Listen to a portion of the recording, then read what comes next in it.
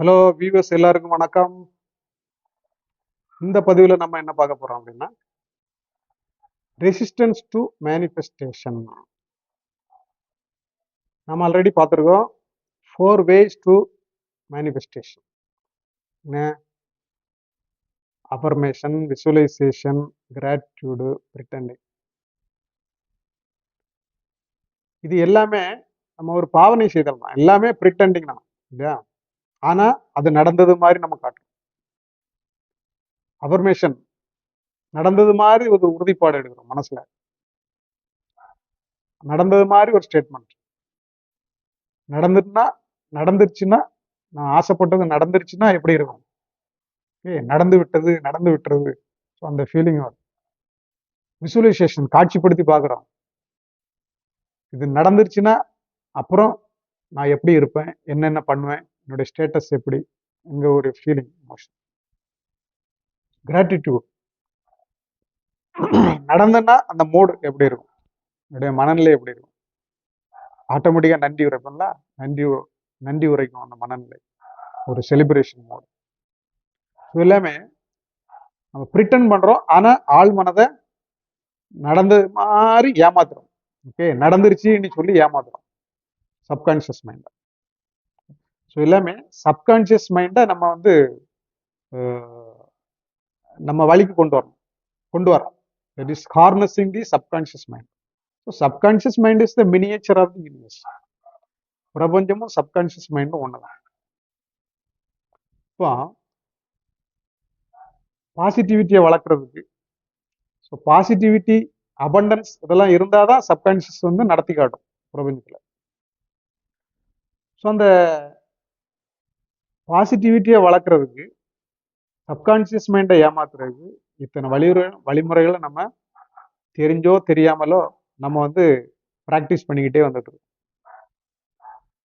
So practice ரிப்பீட்டிவா, கன்சிஸ்டண்டா, கண்டினியூஸா பண்ண அந்த ஆள் மனசை அந்த பக்குவ நிலைக்கு கொண்டு வந்துகிட்டே இருக்கும். கொஞ்சம் கொஞ்சமா டேர்ன் பண்ணி கொஞ்சம் கொஞ்சமா அதை வந்து சேஞ்ச் பண்ணி கடைசியில அந்த மேனிஃபெஸ்டேஷன் ஸ்டேஜுக்கு கொண்டு வரோம்.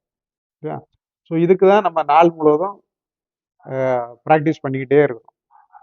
இப்போ எல்லாரும் ப்ராக்டிஸ் பண்ணிக்கிட்டு தான் இருக்கும், தெரிஞ்சோ தெரியாமலும். ஆனா அது நடக்க மாட்டேங்க, டிலே ஆகிக்கிட்டே தான் இருக்கு. என்ன வர்றது மாதிரி இருக்கு, வர மாட்டேங்குது. கிடைக்கிற மாதிரி இருக்கு, கிடைக்க மாட்டேங்குது. Delay for manifestation. இதுக்கு என்ன காரணம்? ஏதோ சில தவறுகள் இருக்குது இடையில. பாசிட்டிவிட்டி தான் வளர்க்குறோம், அபண்டன்ஸ் தான் போட்டுக்கிட்டு இருக்கிறோம், இருந்தாலும் வர மாட்டேங்க அப்படின்னா அது என்ன? சில ரெசிஸ்டன்ஸ். என்னன்னா நம்ம இப்படி எல்லா ப்ராக்டிஸும் பண்ணாலும் இடையில ஏதாவது ஃப்ரீயா இருக்கக்கூடிய டயத்துல டெய்லி ப்ராக்டிஸ் பண்ணிட்டு தான் இருக்கிறோம், நம்ம மைண்டு அதை நோக்கி கொண்டு போயிட்டு தான் இருக்கோம். ஆனா இன்னும் வர மாட்டேங்க, இன்னும் கிடைக்க மாட்டேங்க, இன்னும் அந்த பிசினஸ் செட் ஆகல, இன்னும் அந்த பணம் வர மாட்டேங்குது, இன்னும் அந்த ஜாபு கிடைக்கலையா, அந்த கவர்மெண்ட் ஜாப் அல்லது அந்த ஐஏஎஸ் இன்னும் கிளியர் ஆகலையா. நாள் போயிட்டே இருக்குது. அப்படி ஒரு தொய்வு நிலை, ஒரு மனசுக்கு ஒரு சஞ்சலமானது வந்துருச்சுன்னா அதுதான் நெகட்டிவ். 24 ஹவர்ஸ்ல 23 ஹவர்ஸ் 55 மினிட்ஸ் நீ பாசிட்டிவிட்டியை போட்டாலும் ஏதாவது ஒரு செகண்ட், ஒரு மைக்ரோ செகண்ட் அந்த எண்ணம் வந்துருச்சுன்னா, இந்த சலிப்பு மாதிரி அந்த எண்ணம், எப்பதான் கிடைக்குமோ தெரியலையா, இன்னும் வரலையே, அப்படி வந்துருச்சுன்னா ஆழ்மனம் கப்புன்னு அதை பிடிச்சது. ஆழ்மனம் அதை பற்றிக்கிட்டுனா அவ்வளவுதான், அது நெகட்டிவ். அது கிடைக்காது மீன்ஸ் அப்போ என்ன, ப்ராக்டிஸ் பண்ணணும், டிலே ஆகிட்டே இருக்கும். இது ஒரு பெரிய ரெசிஸ்டன்ஸ், எல்லாரும் ஃபேஸ் பண்ண முடியாது. சரி, இதை அவாய்ட் பண்றது எப்படி? இதை அவாய்ட் பண்ணி மேனிஃபெஸ்டேஷனை ஃபாஸ்டா நடக்க வைக்கிறதுக்கு என்ன வழி அப்படின்னா, you should engage your self with any some work or job or duties. எப்பமாவது நீ போர் அடிக்கக்கூடிய நேரத்துல சும்மா இருக்கும்போது, வெட்டியா இருக்கும்போது தான் அந்த எண்ணங்கள் வரும். அந்த நெகட்டிவ் ஃபீலிங்ஸ். ஸோ அது வராம நீங்க பார்த்துக்கணும். ஓகே. ஸோ ஒரு ஒரு மைக்ரோ செகண்ட் வந்தாலும் அது வந்து அவ்வளவுதான். இவ்வளவு நாள் நீ நீ செய்த உழைப்புக்கு அது வந்து இத வேஸ்ட் ஆயிரும். ஸோ அதனால எப்படி வெட்டியா இல்லாம, சோம்பலா இல்லாம இருக்கிறது எப்படிங்கிறத நீங்க பிளான் பண்ணி, நீங்க வந்து ஏதாவது ஒரு வேலையிலயோ, ஏதாவது இதுலயோ இது பண்ணணும். சும்மா ஜாலியா ஃப்ரெண்ட்ஸ் கூட வெளிய ஊர் சுத்துறது, அல்லது டிவி பார்க்கறது, ஏதாவது. ஸோ ஏதாவது ஒரு விஷயத்துல உங்கள என்கேஜ் பண்ணிக்கிட்டே இருக்கணும். ஈர்ப்பு விதி அது பிராக்டிஸ் டெய்லி நடக்குது. நடத்திக்கிட்டு இருந்தாலும், இந்த எண்ணங்கள் வராம பார்த்துக்கணும்.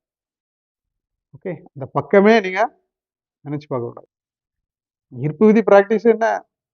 நம்ம கிடைச்சது மாரி தானே பண்றோம். ஓகே. வேலை கிடைச்சா எப்படி இருக்கும்? அந்த எமோஷன்ஸ் தான் நம்ம சப்கான்ஷியஸ் குடுத்துட்டே இருக்கும். ஸோ அப்படி பிராக்டிஸ் பண்ண பண்ண பாசிட்டிவிட்டி வளர்ந்துட்டு தான் இருக்குது. ஓகே.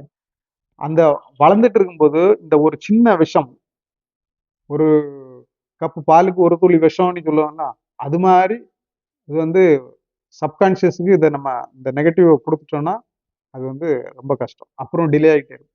அதனால நீங்க ஈர்ப்புதி தனியா நடக்கட்டு. மற்ற நேரங்கள்ல அத பத்தி யோசிக்காதான். ஈர்ப்புதி நடந்தது மாரி அது நடக்கட்டு. அது நடக்கும். ஓகே. நீங்க வந்து வேற ஓ வேற ஆக்டிவிட்டீஸ்ல என்கேஜ் பண்ணிக்கிடுங்க. அவ்வளோதான். ஸோ இந்த பாசிட்டிவிட்டி, அபண்டன்ட் மைண்ட் செட்டு அதிலே நம்ம கன்டினியூஸா இருந்துகிட்டே இருந்தோம்னா, 3 மந்த்ஸ், 4 மந்த்ஸ், 5 மந்த்ஸ் அதுக்குள்ள கண்டிப்பா நடந்துரும். ஆனா இந்த விஷயங்கள், இந்த நெகட்டிவ் எண்ணங்கள் மட்டும், இந்த ரெசிஸ்டன்ஸ் மட்டும் கொஞ்சம் கவனமா இருக்கணும். ஓகே. ரைட். ஸோ இதோட இந்த பதிவ நிறைவு செய்கிறோம். ரொம்ப நன்றி. தேங்க்ஸ்.